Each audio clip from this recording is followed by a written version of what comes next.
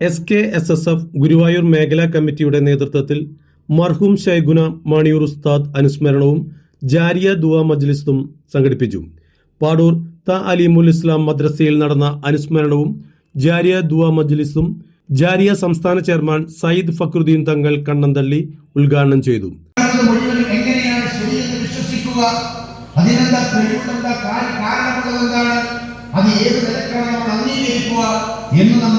നമ്മൾ ആശങ്കപ്പെടുന്നവരായിരിക്കാം. അതിന്റെ ധാരാളം തെളിവുകൾ നമ്മുടെ മുന്നിലുണ്ട്. ഈ വിശുദ്ധമായ വഴികളിലൂടെ, നേരായ വഴികളിലൂടെ നമ്മളെ കൊണ്ടു നടന്ന മഹാരഥന്മാരായ സമസ്ത കേരള ജംഇയ്യത്തുൽ ഡോക്ടർ അബ്ദുൽ ലത്തീഫ് ദാരിമി അൽ ഹൈതമി അനുസ്മരണ പ്രഭാഷണം നടത്തി. മികച്ച രീതിയിൽ ജാരിയ ഫണ്ട് ശേഖരിച്ച യൂണിറ്റുകളെ സദസ്സിൽ ആദരിച്ചു. സയ്യിദ് ഫാദിൽ തങ്ങൾ ചടങ്ങിൽ അധ്യക്ഷത വഹിച്ചു. മഹല്ല് പ്രസിഡന്റ് NP അലിമോൻ മുഖ്യാതിഥിയായി.